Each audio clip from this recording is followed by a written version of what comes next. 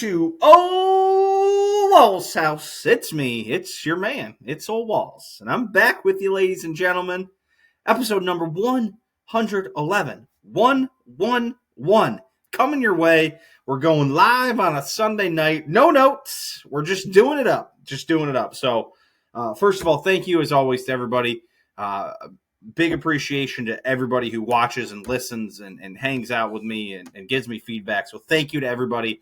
I appreciate the support very much. So thank you. Thank you to producer Kevy for putting the show together for us. So thank you to him. As always, got to do that little bit of housekeeping if you guys could. I'd appreciate this even more if you could comment, subscribe, share, review. Do it all. Let the people know. Ole Walls' house. That's the place to be. Fun show coming. We're talking Genesis Invitational. Golf. Golf is going to be the main story tonight, ladies and gentlemen. We had a great golf tournament. There's no football. We're talking golf. We got hockey. We got college basketball. We got my passing thoughts. Probably be a little shorter episode. I say that, and God knows what will run through my mind while we're doing it. Before we get into that all, though, Liquid IV. If you're looking for 20% off on Liquid IV, promo code is OWH. O for Ole, W for Walls, H for House. Liquid IV. If you're looking for better hydration, it's the place to go.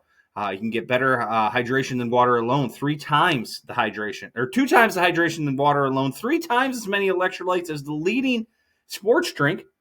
They believe in equitable access to water and have given away over 39 million servings. It's non-GMO. It's vegan. It's non-dairy. It's all the good stuff. It comes in that convenient little packet. I like it. It helped me get through my sickness. I'm on the other end of the sickness. I got a cough. I'm going to cough probably at some point in this episode, but I'm through it. So, without any further ado, let's go dive into the golf. What do you say? Hideki Matsuyama wins the Genesis Invitational. An eventful week. Hideki kind of comes out of nowhere this week. Starts the day 6 shots back. Goes on to shoot a final round, 62. Comes out blazing. Birdies 1, 2, 3. Then pars out the rest of the front 9. So you don't really hear a whole lot about him early. He gets it, so if he was 17, 9 less than 17 is 8. So he gets it up to 11, but still back of the leaders. Still back of what the leaders were because Cantlay started the day at 14. Schauffele started the day at 12, so they were still out ahead of him. But Hideki obviously blazes it. But so he gets out to 11, and then this is when you hear about him. He goes on 10, 11, and 12. He goes birdie, birdie, birdie again, and then all of a sudden he's there. He's on the scoreboard. You're seeing shots of him. And then in just another amazing stretch, 15, 16, 17, 15, and 16, I think he hit it to a combined foot. Hang on. I took a picture here. I might be able to find this without taking me 8 years. You never know. He hit it to 1 feet 2 inches on both those holes. Total, not each, total. He hit it to 8 inches from 189 yards on 15. And then on the par 3 16th, he hit it to 6 inches on 16 from 160 yards. 8 and then 6. 8 and then 6. Just, incredible. Knocks it over the green on 17, gets that up and down. There was a little bit of like a half-ass controversy about the ball moving. Then they showed it, and I didn't see it when he was chipping. He was kind of, as he was setting the ball was like oscillating a little bit. At first, I was like, ooh, maybe we got a Hideki little cheating scandal. There are rumors out there in the universe that Hideki has been less than truthful in the past. There's the cough. Won't be the last one, ladies and gentlemen. But no, there was nothing to that. There was nothing to that at all. There was a whole big nothing burger. So Hideki Matsuyama, 6 back to start the day. A Sunday 62, 1 shot off of the course record. Kind of, runs away with it all of a sudden late. Finishes 3 clear of Will Zalatoris and Luke List. Luke List. Let's talk about Luke for a second. His front 9, this thing looked like it was going to get real boring because of Luke List. Luke started the day at 11 under, and making the turn, he had it up to 16 on his own. And then all of a sudden he had a kind of a squirrely. I mean, he was hitting it to nothing too. Let's see some of these birdies he made on 7. Let's see, on 7 he hit it to 6 feet. On 5 he hit it to 11 feet. On 3 he hit it to 13 inches. And then on 1 he hit it to 7 feet for eagle. So he started the day out with an eagle on 1, which is, a very birdieable par 5. So eagles there actually, aren't like crazy huge, but like you're actually earning something. If you don't make birdie there, you're giving shots back to the field, I'd have to imagine, are pretty darn close to it. So he makes the turn at 5 under. And then on 10, he hit a drive 264 to the front greenside bunker, kind of flare cut one out. And then he hit it out. He just punched. It wasn't a punch because he was out of the bunker, but just essentially laid up to the front of the green. The 10th green at Riviera is weird, to say the least. They've done some work on it. They were able to at least add a middle pin. It's borderline stupid. A lot of the sand coming out of the bunkers is built up and like kind of form crowns around the hole. The 4th hole, not to get too off track, the 4th hole at fucking Riv is stupid.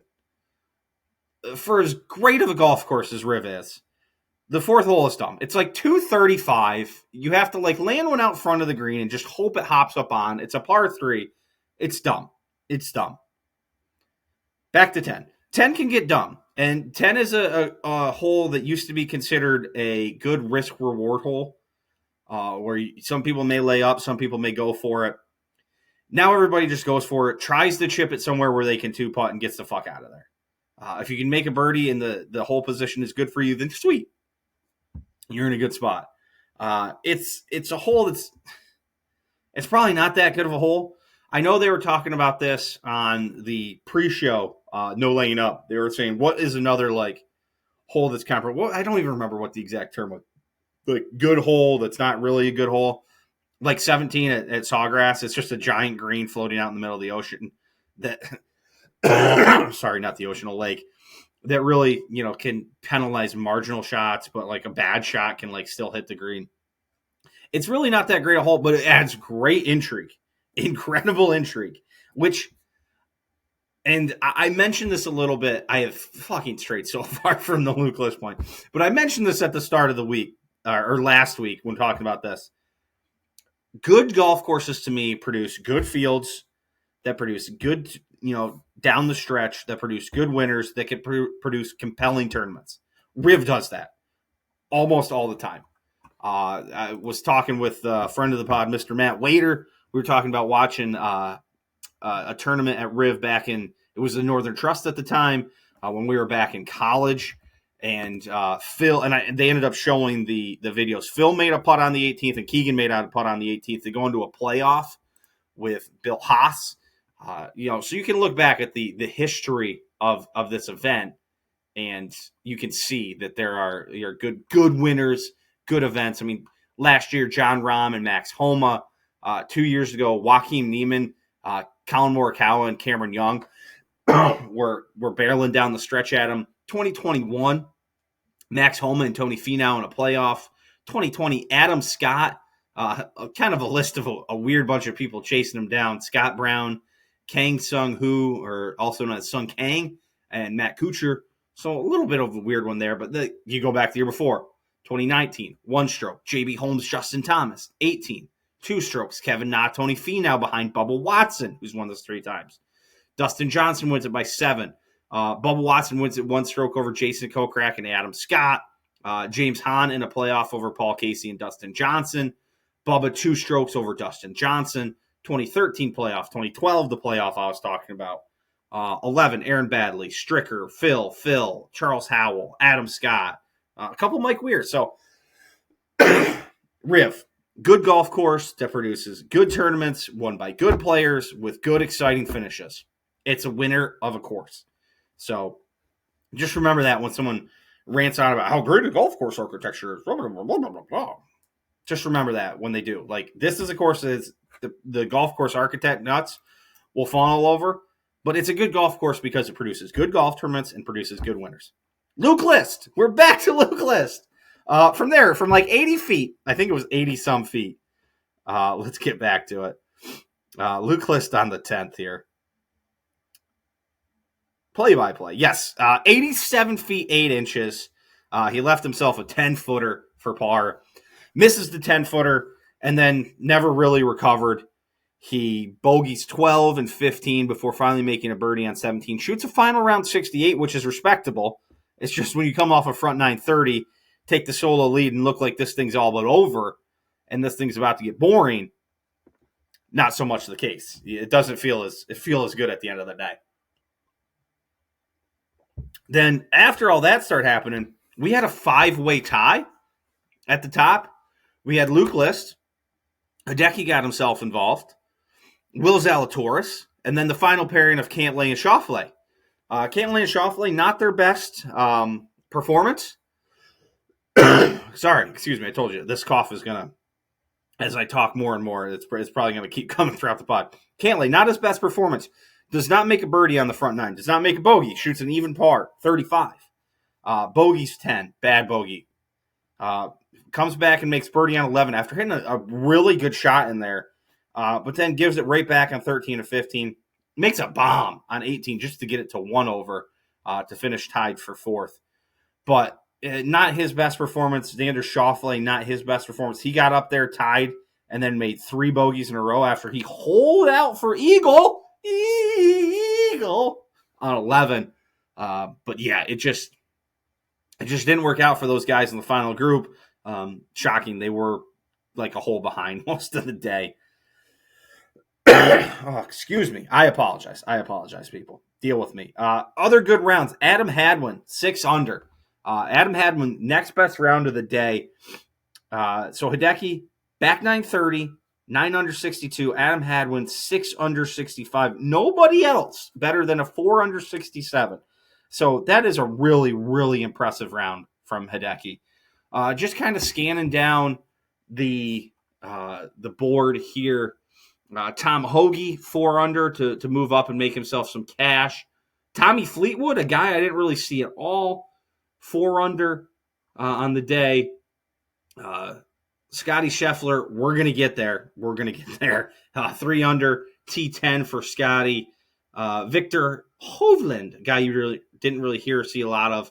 Max Homa, 2 under today, was 7 under total. Made a triple on the second hole this week that really derailed him. I mean, without that, he's 10 under. He's top 10. You know, I picked him this week, so that didn't really turn out how I wanted. Ludwig Auberge, 3 under today. Pretty much other than that, Lee Hodges, 4 under, gets himself a top 25. It's going to make him some money. Winner's check was $4 million. Cantlay pushed out the cut pretty good. Got it outside the 10-stroke rule, which everyone was like, oh, it'll be a pretty small cut. And they ended up cutting close to 20 guys. I think it was 17 guys got cut, right? 1, 2, 3, 4, 5, 6, 7, 8, 9. 17. Yeah, 17 guys got cut. We had a DQ from Jordan Spieth, who signed the wrong scorecard. We can discuss that in a minute as well. And Tiger Woods withdrew after a lot of fanfare over the big cat. He withdrew. Flu-like symptoms, was dehydrated, got a IV. There was an ambulance at the course on Friday. But the big cat not around for the weekend. That said, wasn't looking like he was going to be around for the weekend anyway. Some notables to miss the cut. Matt Fitzpatrick. Wyndham Clark. Patrick Rogers. Is he really notable, or is he just notable because Wader bets on him every week? Nobody knows. Justin Thomas. Nick Hardy. Nick Hardy missed the cut too, huh? Well, that wasn't when I clicked on that. That was when I was thinking. Grayson Murray, CAU. Yeah. So let's touch on Spieth, the scorecard thing. You wonder if we've reached a point in pro golf where golfers signing their own scorecards. Are we past that? We probably should be, but we're not. So I'm torn. I'm torn on this because I've played golf my whole life, or most of it, like from the time I was 14. Played in high school, played in college. I've played, amateur events, club championships as an adult. You keep your own scorecard and you do your best to do it. I'm kind of meticulous with it. All my friends used to pick on me that I would keep a really neat scorecard, and I liked it. Like I would write very neat in it, and I would get annoyed when people wrote fucking messy scorecards. So I'm a little different in this aspect. I read a story. I think Kyle Porter was tweeting it about how Spieth, he saw him at a tournament, and Spieth was like sitting in a lawn chair just off the like 16th or 17th green, and didn't want to go to the 18th tee because he was going to have to wait. And he's like, what are you going to say? Well, I haven't wrote down the last 17 scores. So maybe Spieth's not a good scorecard guy to begin with. But, like, you got to know, and I think Schauffele said he had to go to the bathroom afterwards, like, wasn't feeling well himself. You got to know, man. You got to know the scorecard. Like, I'm not going to get upset that he got disqualified. He broke a rule that the penalty is disqualification. That's all there is to it. We can have a separate discussion if maybe we've moved past the point where you should be if these guys should be keeping their own score. Like, oh yeah, Michael Jordan or LeBron James and Steph Curry don't ask what the score is. I get it. But there's a like, who's keeping it? Like, are we just doing it by shot link, like, and just going by that? And like, the walking scores with these guys for each week are usually volunteers set up by the tournament, and then like they don't do it ever again for the rest of the year. So there's that whole thing too. So yeah, we'll move on from that. Who else did I want to talk about here? Well, there should be noted about this. Hideki's wins. He's won at Augusta National, the Masters, Riv, Muirfield Village for the Memorial Jacks tournament, TPC Scottsdale, fun place we just had, Waialae Country Club, Firestone. Like, this dude wins in all sorts of places. I mean, it helps that he absolutely just fucking pures the ball around. So, it makes it a lot easier. I think we need to get to Scott Scheffler, who logs another top 10, a T10 this week. It's I don't know how many more times we can say this, and like we shouldn't be surprised. Scotty Scheffler, tee to green this week, strokes gained. Anybody want to wager a guess? First, he led the field tee to green, strokes gained this week. The numero uno guy, despite Hideki Matsuyama winning the tournament, who is a known absolute fucking flusher of the golf ball. Pures it. Scotty Scheffler, still number one. He finished strokes gained putting 51st. That is last. He finished first in strokes gained tee to green, last in putting, strokes gained. There's something happening here. I don't know what it is, but my guy cannot putt. I think there was a stretch. Hang on. I probably put this in my notes.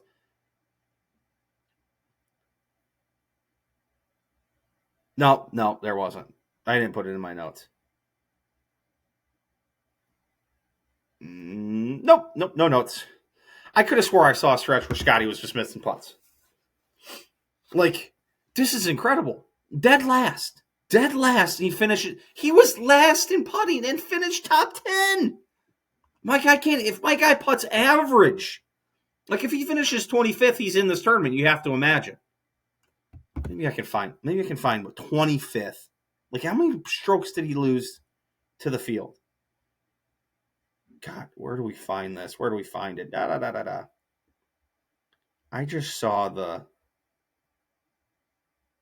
Oh, let's see. We might be able to go to Data Golf. That'll do it for us. But like this dude, I'd have to imagine if he finished 25th in strokes gained putting, he'd be in contention.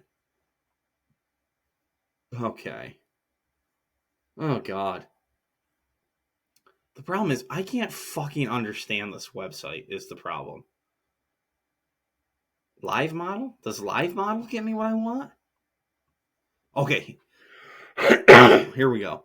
Okay, we've got to the actual spot. This is just a scoreboard. This is a scoreboard. Strokes gained distribution? Is this what we want? Oh, Jesus Christ. Tournament stats. Live stats. Aha! Here we go. See, this doesn't have him. See, this is the other thing. Oh, I know. It's in order. It's in order. Hang on. I'm almost there. Bear with me, people. Scott Scheffler lost half a stroke in round 4 putting. Round 4 event. That's what we're looking for. Event. Hang on. We're getting closer, people. You lost one shot putting. Really? That's dead last? It felt like more. It felt like he's lost more. Oh, JJ. Okay, yeah. So that was dead last. He lost half a stroke today, or 0.4 strokes today. He gained half a stroke yesterday, on Saturday, actually. Lost 1.87 in round 2. Lost 2.59 in round 1. He lost like 4 strokes in the first 2 rounds. So he lost 4 strokes. And finished T10. Incredible. And finished at 8 under. So he lost 4 strokes, give or take. Good God. Whew. One other thing here, and we'll kind of wrap up the golf thing. Good to have Will Zalatoris back, man. Dude hits the fucking shit out of the golf ball. Seems to have found a little something with the broomstick. He was losing a little bit shorter of a broomstick. He said it was just out of personal preference, but you're not going to be able to accuse him of any cheating due to lodging. So good to have Will Zalatoris back. Apparently lost a family member on Thursday and played through it. He broke down a little bit in the post-round press conference. So thoughts with Willie Z, but good to have Willie Z back. Adds a fun dimension, fun player to watch. He's all of about 105 pounds and just absolutely roasts it. So fun week, man. For no football, we needed a good golf tournament today and this week, and we got it. Riv was a hit as always. I don't know where they're at next week. I know I'm like 99% sure that it's the Mexico Championship, and I'm pretty sure the field is fucking terrible. Then we go Honda Classic after that. And then March 7th is a dual week. We got the Puerto Rico Open and then the Arnold Palmer, which is another signature event, designated event, whatever we're calling it. And then the Players after that, obviously a signature designated event. Then we go a couple weeks without, 3 weeks without, and then we lead to the Masters. So yeah, rough golf next week. I don't know what we got going on. We might need to find something else to do next weekend. All right, so let's talk some college basketball. The Tar Heels. Interesting week. Yeah, just a bad loss to start the week Tuesday against the Syracuse Orange. Syracuse came to play. They were hitting their shots. They got a big game from, what's this one? Judah Mintz and JJ Starling. They played 1, 2, 3, 4, 5, 6, 7 guys. One of those 7 only played 6 minutes. 6 minutes. They had 2 guys go 40, a guy go 36, a guy go 31, and then a guy go 21, 23, and then a guy go 6. So they were leaning on their dogs. Meanwhile, I mean, I don't know. He led the team in scoring. He played all 40 minutes, and I could not have been more disappointed in Cormac Ryan. What was his shooting percentage? Because it was terrible. I just thought to myself, this guy sucks. That's what I thought watching that game. This guy sucks. And somehow he led the team in scoring that day. He was 6 of 14. He was 4 of 9 from 3. He must have made some late ones. Just hasn't been shooting the ball well. It was not RJ Davis's best game. He scored a bunch of points late. Elliot Cadeau, they did do a little something nifty against the zone. I like this. They put Elliot Cadeau in the middle. I talk about Syracuse playing a bunch of guys a lot of minutes. I mean, Carolina, Harrison Ingram, 33, Baycott, 30, Cormac Ryan, 40, RJ Davis, 37, Elliot Cadeau, 31, then 11 minutes from Seth Trimble, 9 minutes from Jalen Washington, and 7 minutes from Jalen Withers. So there's definitely I don't know if it's a bench problem or a lack of trust in the bench, but I mean, if you look at it, like this will happen from time to time. They just don't get to the bench. But back to what they were doing against the zone. The Syracuse really hasn't been playing this year. And this is a Syracuse team that the Heels beat by like 35 in Chapel Hill. Just a complete and utter disgrace of a loss, really. I know it's college basketball. I know it's a road game. I know it's, the Carrier Dome or what the fuck, the JMA Dome. It's so stupid. God, I'm old man yells at cloud. Back in my day, that was a Carrier. It's always going to be the Carrier Dome, the Bay Bar. God, I'm old. But what they did do well against the zone, and I like this. This was a nice wrinkle. They had Elliot Cadeau, their point guard, play the middle so that he could, get the ball, look, make a pass, drive to the hole. And I was thinking this as I was watching it. Like, these guys were catching the ball, and it's the debilitating thing that a 2-3 zone does to teams sometimes, is that whoever catches it in the middle, like at the foul line, instead of turning and facing the basket and being like, okay, I can take a 15-foot, like, relatively uncontested jumper, or if someone wants to come out and press me, I can try and make a move and get to the hole. Instead, they catch it, and their back faces the basket the whole time. So nobody has to worry at all about them making any sort of move at the basket. And they, like, play defense on themselves, and the rest of the defense either gets to kind of collapse in or, like, just, like, look just where he's going to pass because he's not going to turn and take a shot. Like, if you don't turn and face the basket, like, there's no way you can score. It's the most mind-blowing thing, and it continues to happen in all levels of basketball. I mean, God, watch a fucking high school basketball game and watch someone catch it in the middle and they'll just try and chuck it out to the other wing to just chuck up a three. How many threes did the Carolina shoot that day? 5, 9, 14, 15, 11 from RJ Davis, so 26, 27 threes. Oof. Not great. All that said, bounce back win Saturday. Virginia Tech comes to town. The Heels almost score 100. You get a better performance from Baycott, RJ Davis. Again, not much into the bench. Seth Trimble got 21 minutes. Again, Jalen Washington 10, Jalen Withers 9. Paxton Wojcik played 3 minutes. I mean, the scoring is coming from the same four guys. Elliot Cadeau scores some here and there.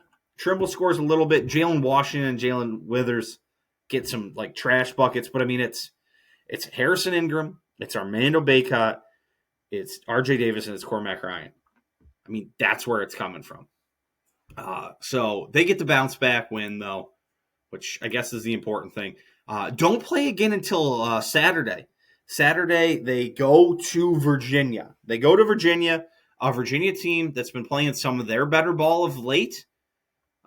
They just had a tough one, I think, against Wake Forest this weekend. Yeah, what a barn burner. 49-47.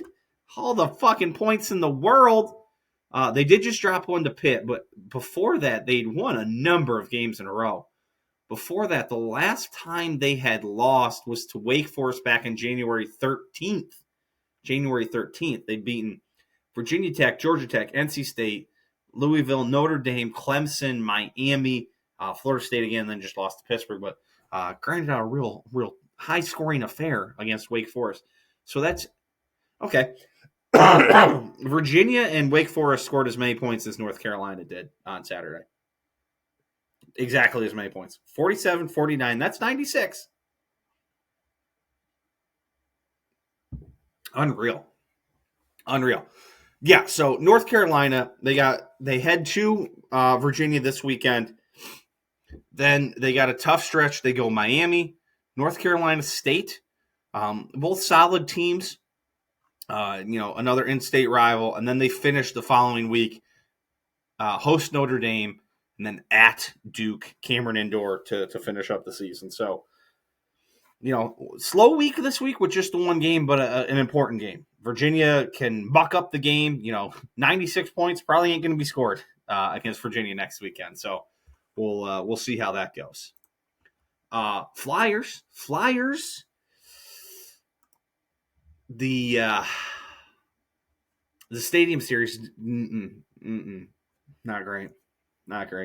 32 seconds into the game. 32 seconds into the game. 32 seconds into the game, the Devils were up. They ended up winning 6-3. They were up 2-0. The Flyers got it to 2-1. Then all of a sudden it was like 4-1 again. I'm trying to remember the exact thing.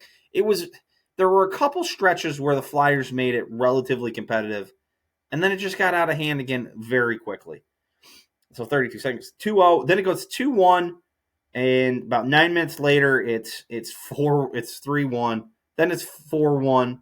Tippett again scored at the end of the second period. I think 4-2. Okay, there's some hope. Nope, third period, right out of the gate, pretty much. And then an empty netter to finish up to make it 6-3. It just outshot them again. Faceoffs, got killed in faceoffs. So tough loss. That was a game that could have been really, really crucial. The Flyers still hold a 5-point advantage over the Devils. The Devils, though, 2 less games played. So if the Devils were to win both, it's just a 1-point advantage. Had you flipped that, they would have been up 9 points instead of just the 5. Oofta. Earlier in the week, they did kind of eke out on Thursday against the Maple Leafs, eked out a point after being down as much as 3-1. Sent it to overtime, ended up losing in overtime, but Travis Konechny scored a goal late into the third period to tie it up. They scored within a minute of each other to tie it up, and then unfortunately ended up losing in overtime. But they did win. So, 3 points coming out of the week. Their pace slows down a little bit this week. They don't play till Wednesday now when they travel to Chicago to play the Blackhawks. So back-to-back games on national television. That is a TNT game for the Flyers at the Blackhawks 6:30 start time here in the Central Time Zone. Going to be pedal to the metal to get myself into the stadium. I'll be going to my first NHL hockey game. Then Saturday they host the Rangers. Sunday are at the Penguins. And then Tuesday host the Lightning. So a lot happening. That's a 6-day stretch, 4 games in 6 days after they get a little break here. But then again, get a stretch out till Friday after that. So important week. Blackhawks not very good. Connor Bedard is back this week. So that's going to make things a little more difficult. Rangers, decent team. Penguins, decent team. Lightning, pretty decent too. So this whole stretch is very important. Like I said, 5-game advantage over the Devils, but 2 games ahead. So if the Devils were to win the next 2 games and be even games wise, just 1 point ahead. So important to win when you can, get points when you can. Even if you're battling it out, just get something to overtime because we're in the home stretch now. I think the final game is the 16th of April in the regular season. So we're inside the last 2 months here in the NHL regular season. The Flyers are in that third position in the division. What does it look like for the wild card here? Wild card. Yeah, Lightning have 65 points with the same number of games as the Flyers. The Detroit Red Wings have 62 points with 1 less game, with 2 less games than the Flyers. So crucial to hold on to that third spot in the division. So big stretch here for the Flyers. That said, rebuilding year, they're giving me all I could ask for a hockey fan. Like, I'm watching important games in February and March and in early April here. So Maybe they can find a way to sneak themselves into the playoffs. That'd be pretty cool. Time for some passing thoughts. Passing thoughts time. To go with the theme of this episode, not a ton happening here this week, ladies and gentlemen. I was laid up a lot of the week with sickness. Didn't get to experience a whole lot, to be honest. So, yeah, just didn't do a lot. It was Valentine's Day. The roommate and I always have a tradition. We get a Papa Murphy's pizza. For those of you unfamiliar with Papa Murphy's, I think, is a pretty Midwestern chain. It is take and bake pizza, so that they make up the pizza dough, cheese and all that stuff, but it's not cooked. You bring it home and you cook it. But it is fantastic. It might be the best pizza. It might be the best pizza in the Midwest. The chain of pizzerias traces its history back to 1981 when Papa Aldo's pizza chain was founded in Hillsboro, Oregon. 3 years later, Murphy's Pizza chain began operating in California. Both chains were later acquired and consolidated by Terry Collins into Papa Murphy's. It was voted best pizza chain in America in 2003 by Restaurants and Institutions magazine. 2010 sold to Lee Equity Partners. Cool. 1,500 locations. 1,500. Where can I see? 1,300 outlets. United States, Canada, United Emirates. Where do I get Papa Murphy's locations? Let's search Papa Murphy's locations. All.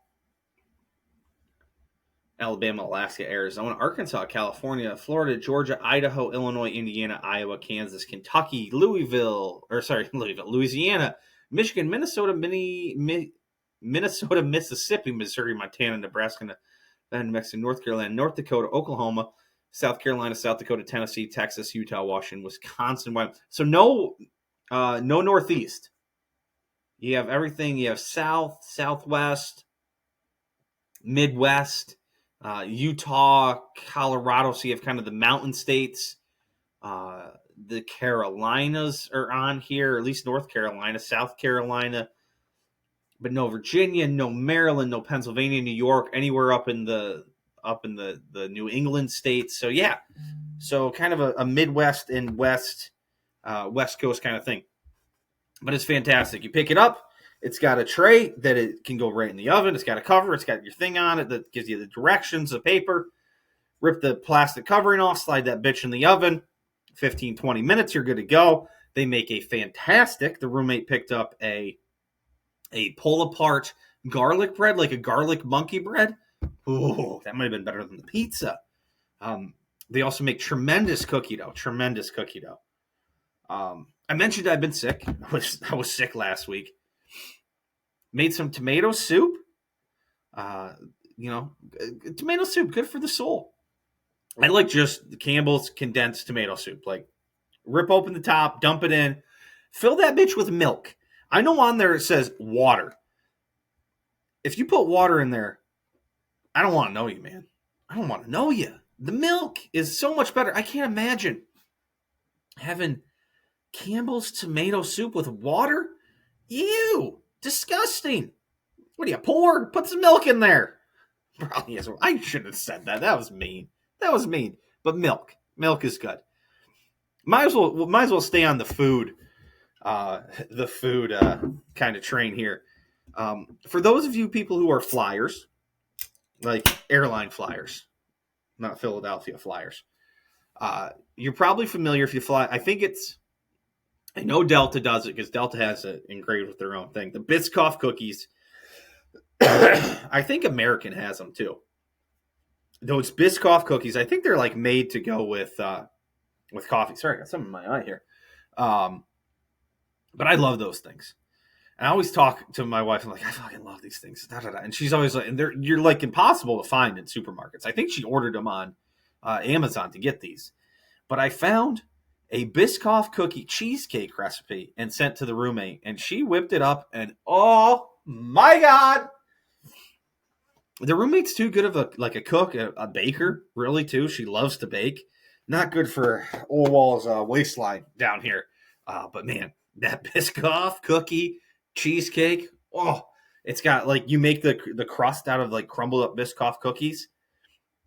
And it does. It just crumbles apart, and you can kind of roll, the good cheesecakey part through it, and it gives it a nice little crunch. Just delicious. Just delicious. Just delicious. What else we got? Oh, Jeffy. I just got a text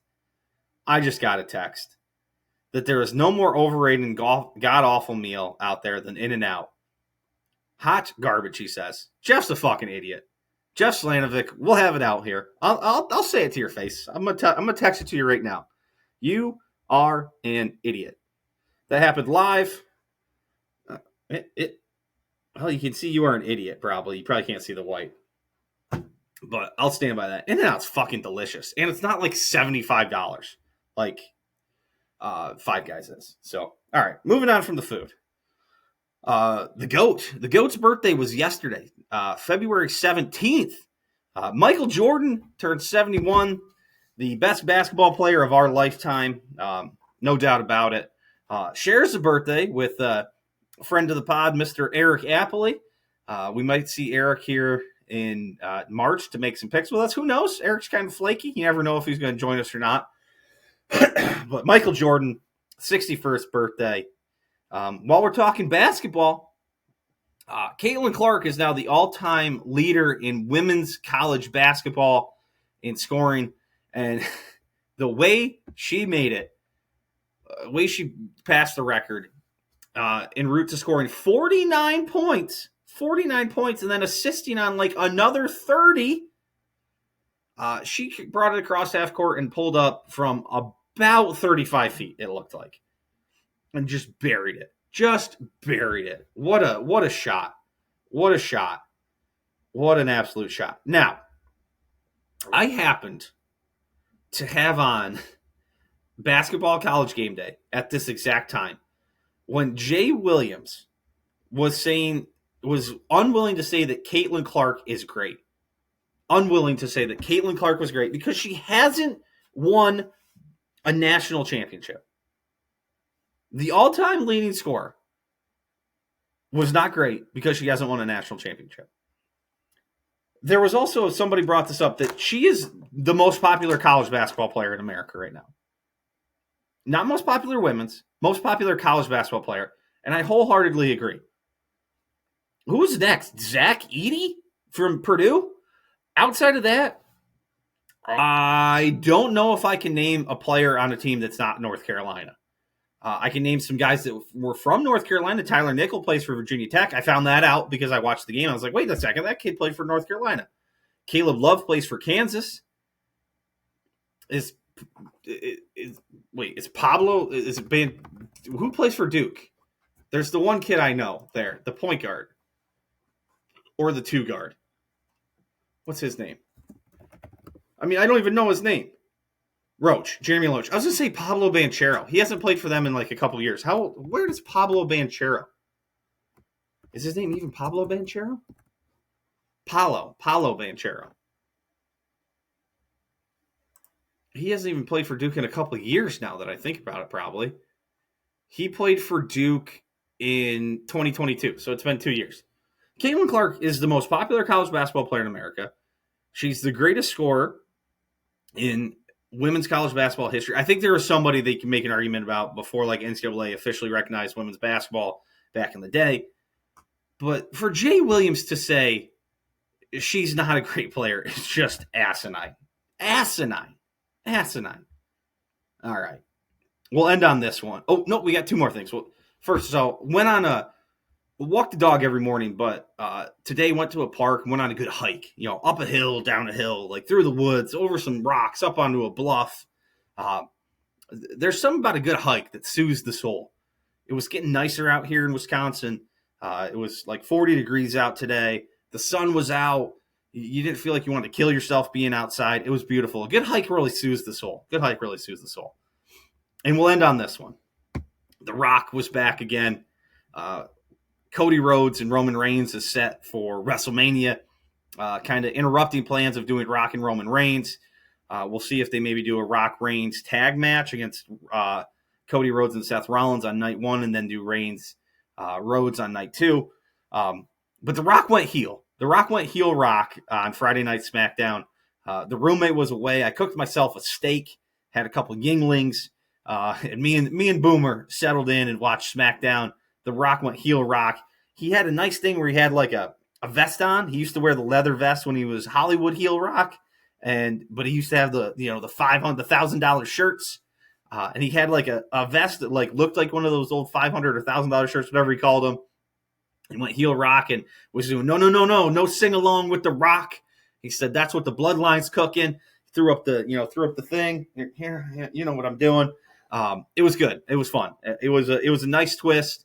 He kind of turned into the swerve. He swerved into the pate and went with it. So that was fun. Looking forward to kind of keeping track of that going to WrestleMania. So all right, that's all I got. We'll go wrap this thing up. Okay, closing time, everybody. Thank you as always. Thank you to everybody. Appreciate you guys. Gonna try and do some more interesting stuff here going forward. I thought I had something lined up this week, but it fell through to do an interview with somebody, but just never got back to me. I'm gonna try and get that thing going again. Try and do some fun stuff. Now that football's over, we've got a little extra time. Like I said, this was a little bit of a shorter episode, so I wasn't totally wrong. I did rant and ramble a little bit on the golf there, but no worries. So thank you to everybody. 20% off Liquid IV, promo code OWH. Thank you to producer Kevy, as always.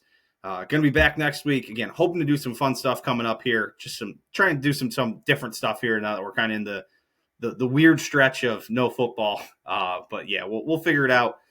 Back next week, and we'll keep this thing rolling. So till then, peace.